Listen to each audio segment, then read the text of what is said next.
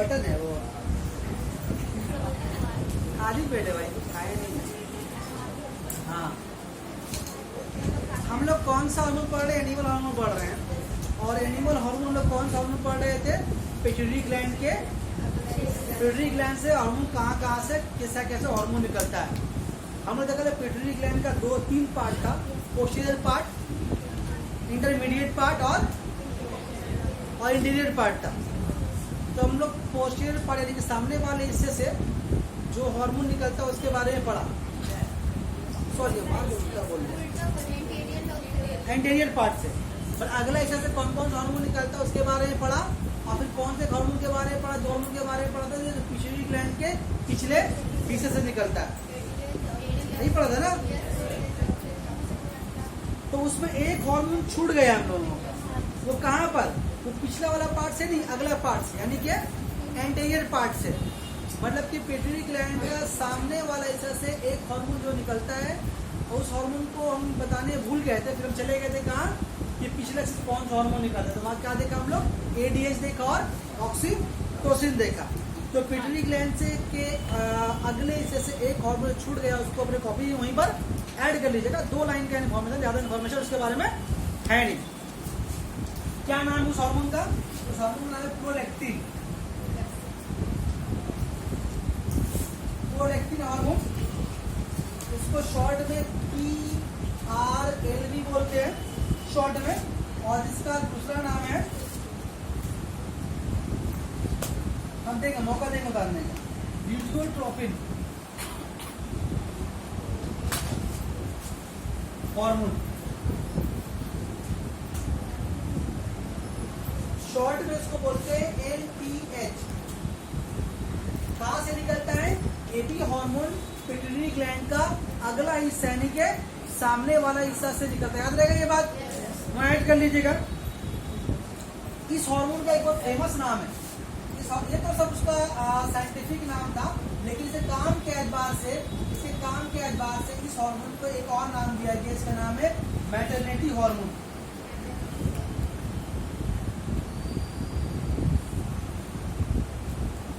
Maternity hormone क्यों बोलते हैं? क्योंकि ये हार्मोन उनके लिए ज्यादा इम्पोर्टेंट है जो औरतें माँ बनती हैं, उनके लिए हार्मोन बहुत ज्यादा इम्पोर्टेंट है। इसलिए इस हार्मोन का नाम पड़ा है मैटरनिटी हार्मोन। क्या होता है देखिए, पहला तो यहाँ पर बोल रहा है कि ये हामिला और औरत मतलब प्रेग्नेंट वुमेन, तो उनके अंदर मेमोरी ग्लैंड्स को डेवलप करता है। ठीक, लिखिए उसको, लिखिए यहाँ पर लिखी देते हैं। इट डेवलप्स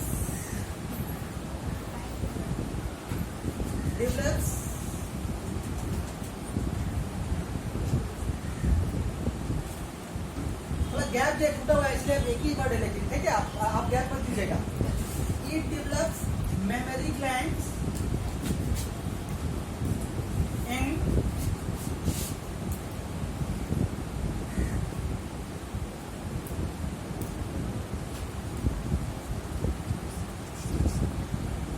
मतलब कि जो वुमेन प्रेग्नेंट है उनके अंदर वो मेमोरी ग्लैंड्स को डेवलप करता है। ठीक, दूसरा पॉइंट उसको उर्दू में लिखना बहुत मुश्किल है, इंग्लिश में आप ये समझ आइएगा कि ये बच्चों की पैदाइश हो जाने के बाद माँ के अंदर दूध को पैदा करता है। बात समझ में आ रही है? इस पॉइंट को आप लोग वीडियो से देख के लिख लीजिएगा, ठीक है। सेकंड नंबर पॉइंट याद रहेगा। बस यही 2 इन्फॉर्मेशन के बारे में था, याद रहेगा। अब चलिए हम लोग पढ़ते हैं ऐसे हार्मोन के बारे में। ये बात समझ में आई ना? अब हम लोग किस हार्मोन के बारे में पढ़ेंगे? हम लोग ऐसे हार्मोन के बारे में पढ़ेंगे जो कि पिट्यूटरी ग्लैंड से नहीं निकलता, किसी और दूसरे ग्लैंड से निकलता है। थायराइड ग्लैंड है, एड्रेनल ग्लैंड है, और भी कुछ 1-2 ग्लैंड है। पर ऐसे ग्लैंड के बारे में पढ़ेंगे, ऐसे हार्मोन के बारे में पढ़ेंगे जो कि पिट्यूटरी ग्लैंड से, मतलब कि नॉन पिट्यूटरी ग्लैंड, माने ऐसा हार्मोन जो कि पिट्यूटरी ग्लैंड से नहीं निकलता, किसी और जगह से निकलता है। अब ये तक हार्मोन के बारे में पढ़ा हम लोग, ACTH, STH, TSH, LTH, oxytocin, GATH, सब हार्मोन कहाँ से निकलता था?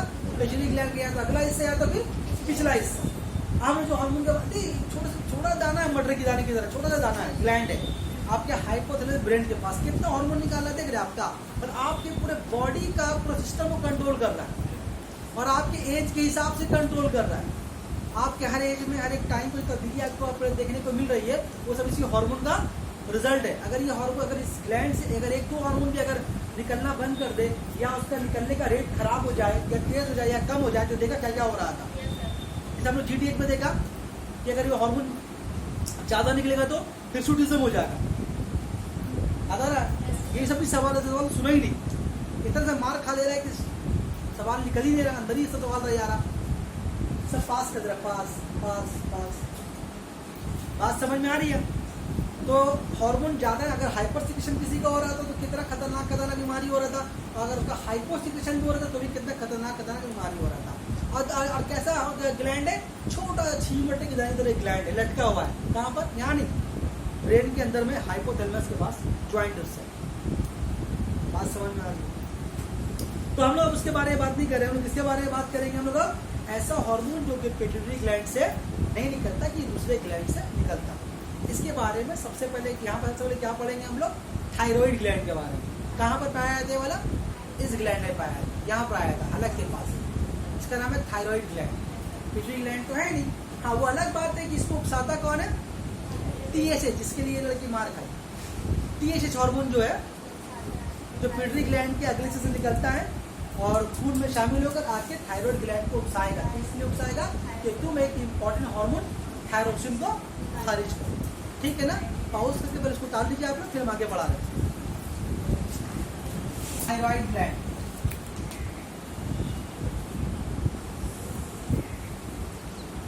थायराइड ग्लैंड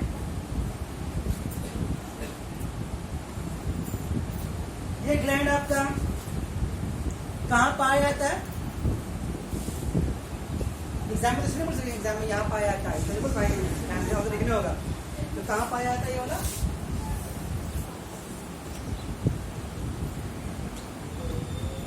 लो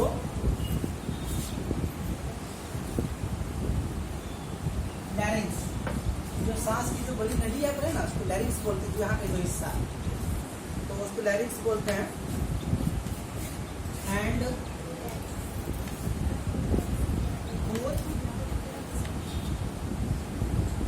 साइड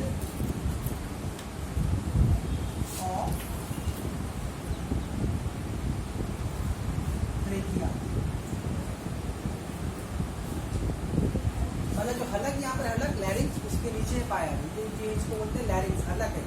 हलक के नीचे वाले क्या बोलते हैं? ट्रेकिया। जो यहाँ पर देखिए, यहाँ पर जो आपका लगेगा, इसको नहीं है, इसको बोलते नहीं है, सुनाने के लिए बोल रहा है, तो उसको ट्रेकिया बोलते हैं। तो ट्रे वाला इस तरह का, अगर आपका ये हलक देख रहे हैं, यहाँ मान लीजिए आपका ऐसे ऐसे करके वो सांस की नली जो भी है, इसका नाम क्या है? ट्रेकिया। इसके ऊपर क्या चीज है? लैरिंग्स। समझिए, किसी को याद रहे। ट्रेकिया यहाँ पर आपका है, लैरिंग्स। लैरिंग्स के नीचे ट्रेकिया के दोनों तरफ मतलब क्या? ये ऐसे रहता है।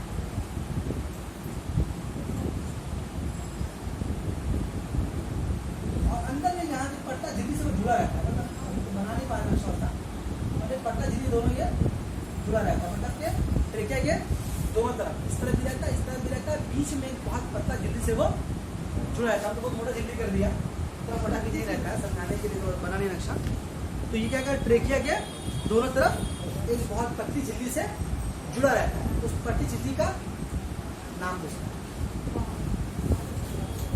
इस पतली झिल्ली का नाम है इस्थमस। क्या नाम है? इस्थमस। इस्थमस क्या चीज है? Is the joint membrane,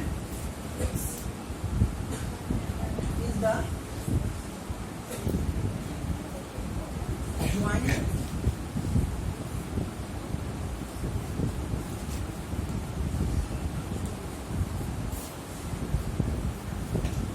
joint membrane of both का मतलब जो दोनों तरफ जो ग्लैंड पाया है उसको जोड़ के कौन रखा है? एक ग्लैंड है, नाम क्या है इसका? इस्थमस। कहाँ पाया जाता है? थायराइड ग्लैंड कहाँ पाया जाता है? लैरिंक्स के नीचे और ट्रेकिया के दोनों तरफ, दो तरफ है, लेकिन ये दो तरफ देखने में लगता है, लेकिन ये बहुत पतला झिल्ली से जुड़ा हुआ रहता है और झिल्ली का नाम है एस्थमस। याद रहेगा। ये जो हार्मोन है, ये बॉडी में आयोडीन का मिकदार को रेगुलेट करने में बहुत इंपॉर्टेंट रोल प्ले करता है। पूरे हार्मोन नाम लिखाए हैं बोले ना, ये जो थायराइड ग्लैंड है, थायराइड ग्लैंड बहुत इंपॉर्टेंट हार्मोन खारिज करता है। नाम क्या है उसका? थायरोक्सिन। ये थायरोक्सिन हार्मोन जो है, ये पूरे बॉडी में कम से कम 65% आयोडीन को रेगुलेट करता है। या इसको ऐसे समझे कि थायरोक्सिन हार्मोन में 65% क्या रहता है? आयोडीन। तो पूछ ले जाता है कभी कभी वो कौन सा मेटेलिक एलिमेंट है, कभी कभी इसको मेटेलिक एलिमेंट के नाम से ही बोलते हैं। वो सवाल आता है कि वो कौन सा मेटेलिक एलिमेंट है जो थायरोक्सिन हार्मोन में रहता है। मतलब मेटेलिक एलिमेंट का मतलब क्या होता है? जो मेटल, धात जो है, धात कौन यहाँ पर है? आयोडीन है। याद रहेगा। इसके बाद आइए इसके बारे में, इसका काम के बारे में पढ़ते। कहाँ से निकलता है मालूम हो गया? थायराइड ग्लैंड से निकलता है। ग्लैंड कहाँ पर हो मालूम हो गया? अब ये थायरोक्सिन हार्मोन का काम क्या है? अगर एक वर्ड में इसके बारे में हम लिखे, हम सब लिखा देंगे बाद में, एक वर्ड में बताया इसके बारे में, स्टार देके लिख रहे हैं। It increases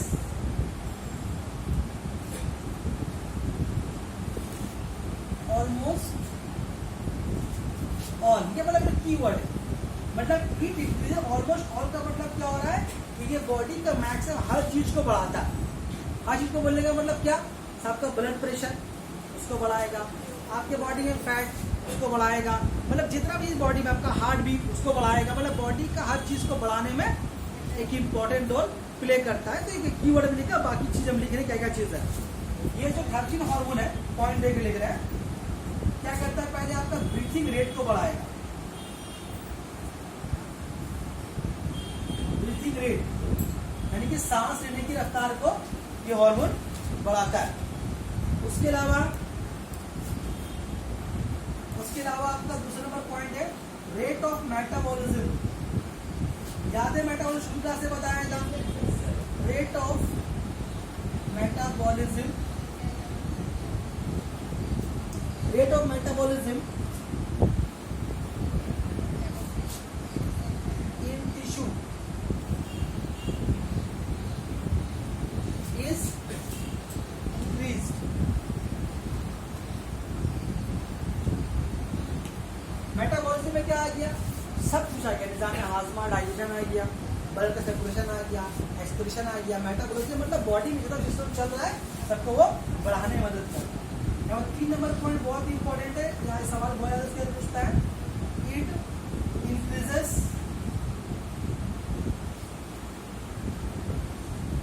BMR. बीएमआर क्या चीज है? बीएमआर का फुल फॉर्म है बेसल मेटाबॉलिक रेट। सुने इसके बारे में? नहीं सुने? पढ़ाए क्लास 9 में? अच्छा बोल रहे हैं। बेसल मेटाबॉलिक रेट ये बॉडी का बीएमआर को भी बढ़ाता है।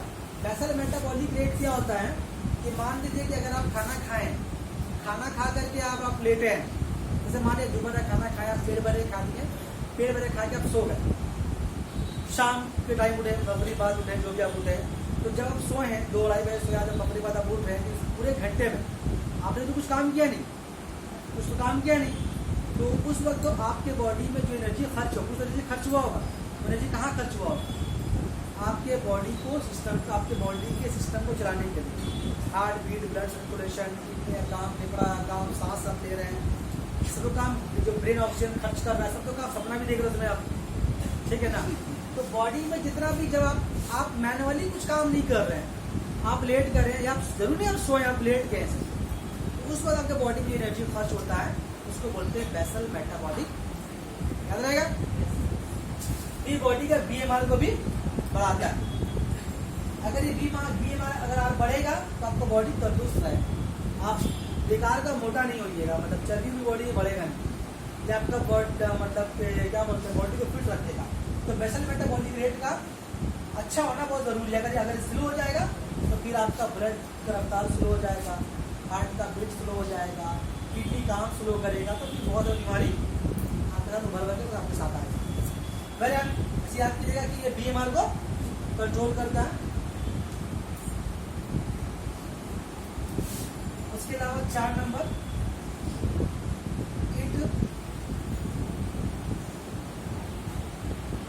Increases the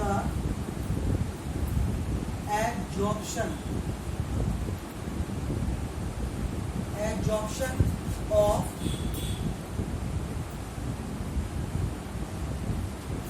glucose in intestine.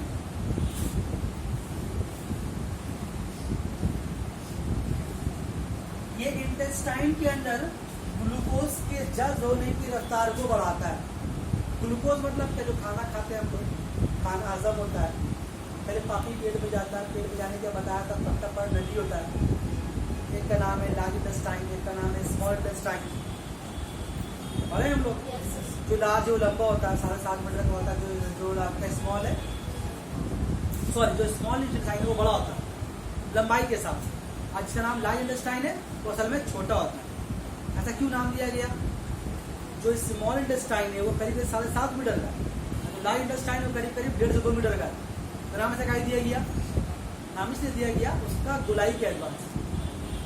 जो स्मॉल इंटेस्टाइन है वो लंबाई तो लेकिन गोलाई उसका कुछ टाइम इसको बोलते हैं हम लोग। ओ हाँ, याद आएगी। तो हम लोग स्टमक के बाद सबसे पहले कौन आता है? स्मॉल इंटेस्टाइन, फिर लार्ज। तो ये अंदर खाना जो पापी पेट में गया वहां से वो अंदर नली में आहिस्ता आहिस्ता आहिस्ता आहिस्ता आहिस्ता आगे बढ़ रहा होता है। ये बढ़ते बढ़ते पता आपको, तो जो भी है, तो जब वो मूवमेंट करने का दौरान क्या होता है, इंटेस्टाइन के अंदर जज्ब होता है। जो हम लोग का जो इंटेस्टाइन में खाना मूव करता है, तो वहीं से प्रोटीन जज्ब होता है, फैट जज्ब होता है, कार्बोहाइड्रेट जज्ब होता है। कौन जज्ब करता है? उसका अंदरूनी दीवार, नाम क्या उसका? वाइली। कभी ना कहीं बताया होगा। स्मॉल इंटेस्टाइन के अंदर एक जगह होता है, अगर मान लिया आपका नली है, पाइप है, सुराख है, इसके अंदर में, इसके अंदरूनी हिस्सा में एक छोटा उभार होता है, इसका नाम है वाइली।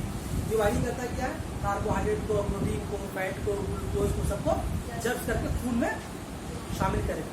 इसी से खून इसी से हासिल करता है और कहाँ ले जाएगा? बॉडी के हर एक पार्ट में ले जाएगा। बात समझ में आ रही है?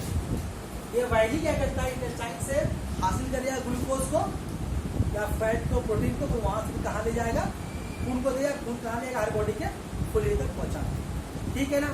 तो ये जो जज्ब हो रहा है यहाँ, ग्लूकोज जो एब्जॉर्ब होगा, वाइली जो एब्जॉर्ब करेगा, उस एब्जॉर्ब के रेट को क्या करता है? बढ़ाता है। बात समझ में आ रही है? तो इसीलिए क्या लिखा कि ये इंटेस्टाइन मतलब इसका पुष्पा बोलते हैं, उसके अंदर ग्लूकोज के जज्ब होने की मिकदार को बढ़ाता है। 5 number,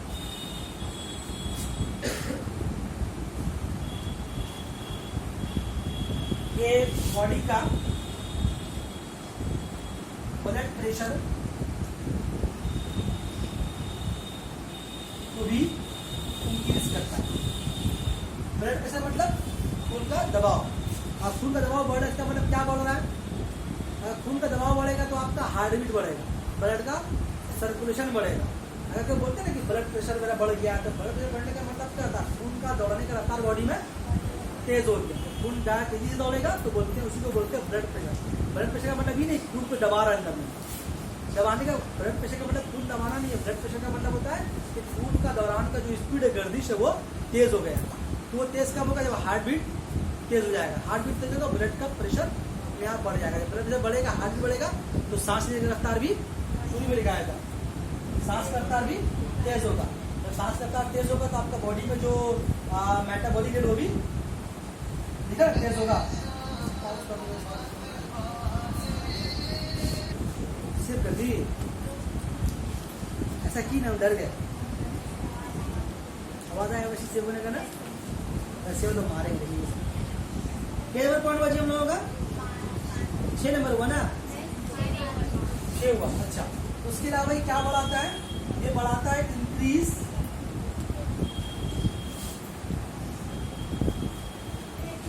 the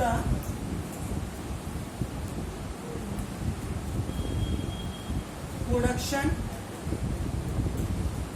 of RBC in blood. नाम सुने आरबीसी का?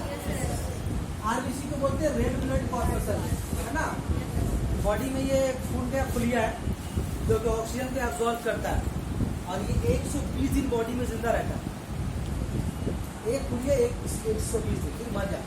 सर बहुत बड़ा टॉपिक बारे में यहाँ चलेंगे।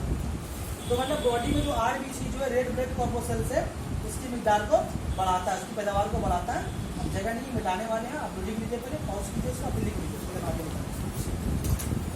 2 पॉइंट है हटाना हमको। क्या पॉइंट हटाना है? तो बोलना आपको है क्या करता है? इट, लिखते रहो मेरे साथ लिखते रहो। It increases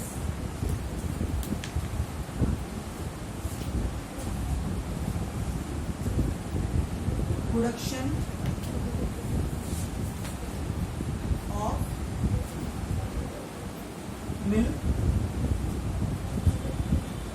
and fat. नहीं आ रहा है? एकदम नहीं आ रहा है। अच्छा ऊपर ही देना, ऊपर बना दो इसको।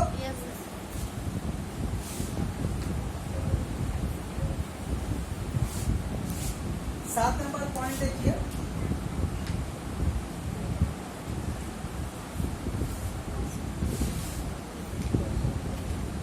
It increases production of milk and fat in it। मतलब कि जो औरतें बिल्कुल नई माँ बनती हैं तो उनके मिल्क वो फैट की मिकदार को, मिल्क भी बढ़ाता है, फैट की मिकदार को भी उसमें बढ़ाता है। और 8 नंबर पॉइंट लिख लीजिए। इट इंक्रीजेस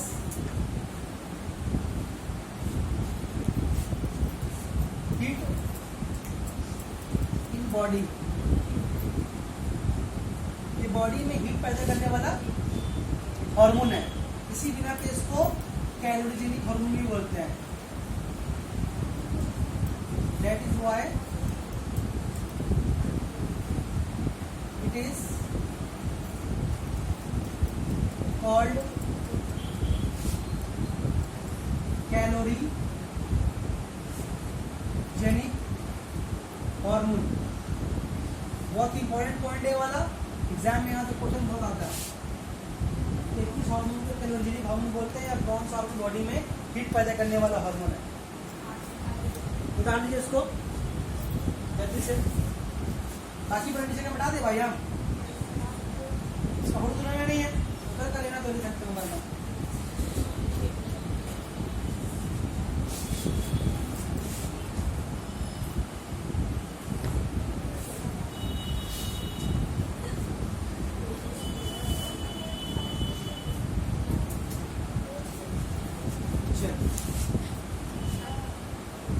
अब आइए इसके हाइपर सिक्रेशन से और हाइपो सिक्रेशन से कौन सी बीमारी होती है। पहला हाइपर सिक्रेशन।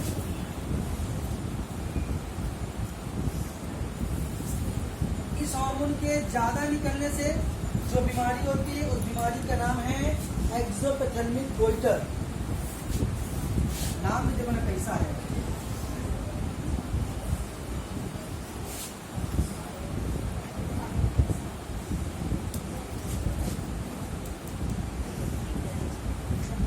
एक्सोपेथेल्मिक गोइटर, और इसको कभी कभी इसका नाम, एक और भी नाम इसका है, इसको बोलते हैं ग्रेव डिजीज। ग्रेव माने क्या होता है? कब्र ना, क्या माने होता है ग्रेव का? कब्र माने होता है ना, तो हमारा बीमारी होता है कब्र में पहुंच जाएगी। ग्रेव डिजीज मतलब कि हार्मोन अगर ज्यादा निकलेगा तो बीमारी होगी, उसका नाम है एक्सोपेथेल्मिक गोइटर या फिर ग्रेव डिजीज। क्या बीमारी है सुन लीजिए। अच्छा, इस हार्मोन के बारे में क्या बताया हम लोग? मेटाबॉलिज्म रेट को बढ़ाएगा, बॉडी में हीट को बढ़ाएगा, हार्ट बीट बढ़ा देगा, सांस की रफ्तार को बढ़ा देगा। तो उसी बात को जब ये हार्मोन ज़्यादा निकलेगा तो और बढ़ा देगा।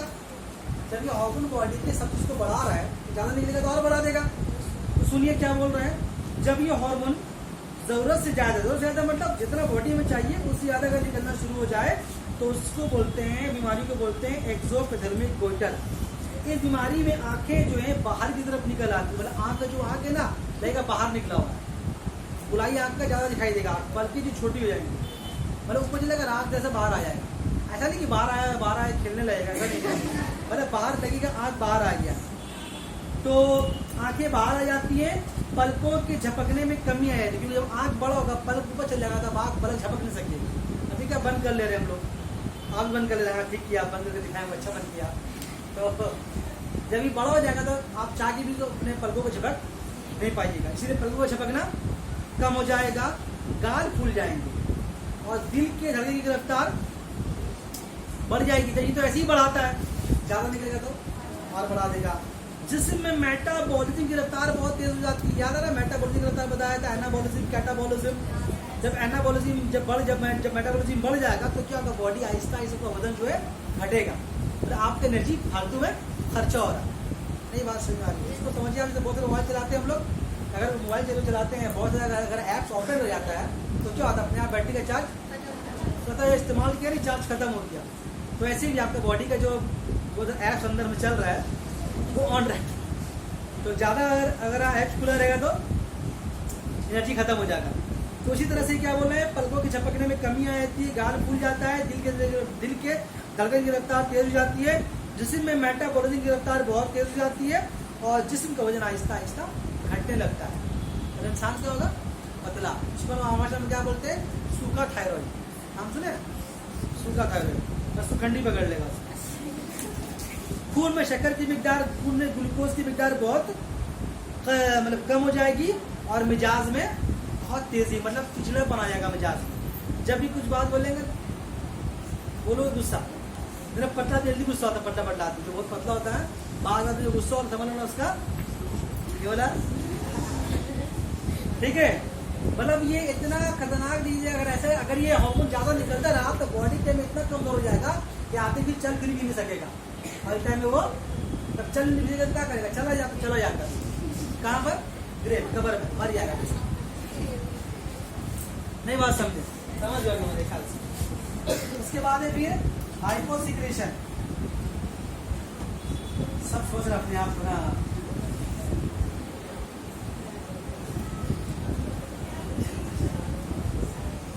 हाइपोसिक्रेशन।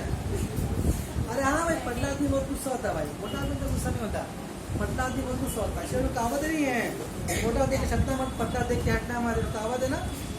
पतले सुने सब कहावत, सुनाएगा भी मौका मिला तो क्या जिया तुम, कुछ जिया नहीं जी। और अगर बचपन में, अब ये बीमारी यहाँ पर दो तरीके से, बचपन में होगा तो अलग और बड़े लोगों में होगा तो अलग। तो सुनो क्या होगा, जब हार्मोन, ये बच्चों में जब हार्मोन कम निकलेगा तो उससे एक बीमारी होती है, इसका नाम है क्रिएटिनिज्म।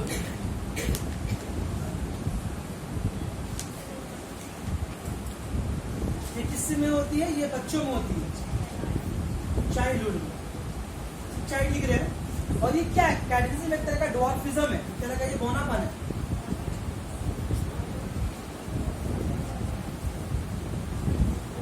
ये क्रिएटिनिज्म बीमारी एक तरह का बौनापन, लेकिन ये बौनापन उस बौनापन की तरह नहीं है जो कि एसटीएच के कम निकलने से हुआ था। याद है, एसटीएच से हार्मोन कम निकल रहा था, जो बौनापन की बीमारी होती है, जिसको हम लोग ड्वार्फिज्म बोल रहे थे।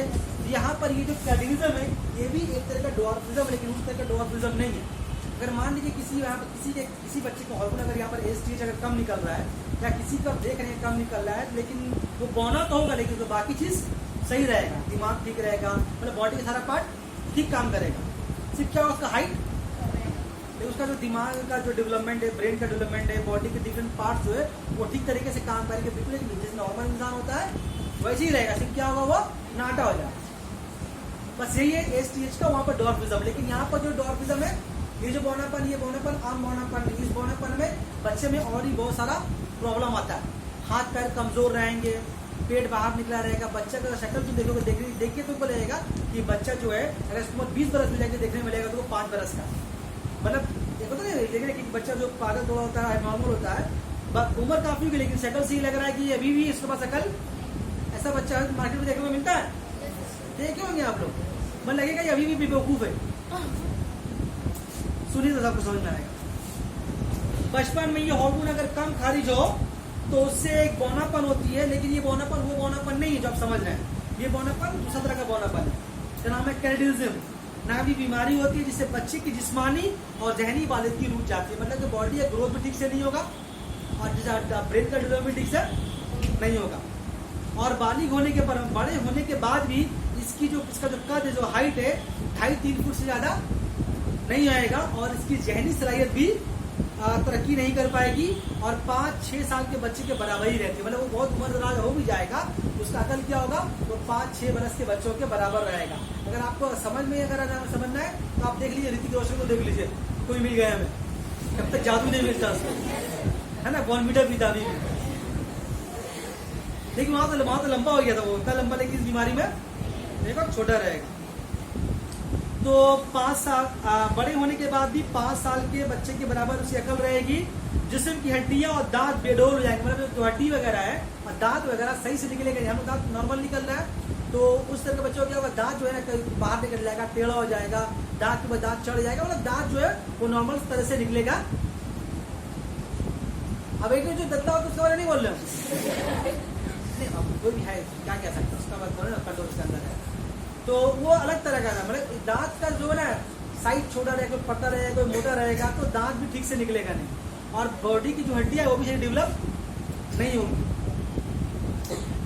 और जिल्द पर झुर्रियां पड़ जाएंगी, पर उनका जो स्किन, हम लोग का स्किन प्रॉपर स्किन देख लीजिएगा आप, ठीक है, कोई स्मूथ है, लेकिन जब उनका स्किन छुएगा आप तो दीवार ऐसा रफ होता है, आपको छुरी से उसका स्किन भी बहुत रफ लगेगा, बस कहा जुड़ा उसका, ठीक है, ठीक है।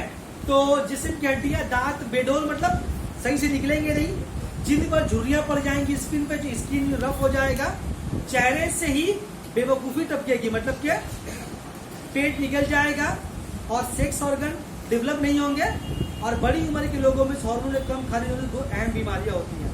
ये तो छोटे बच्चों में था, बड़े उम्र के लोगों में तुम आ गया, थैंक यू, शुक्रिया, खाना है मेरा 2। अब देखो ये बीमारी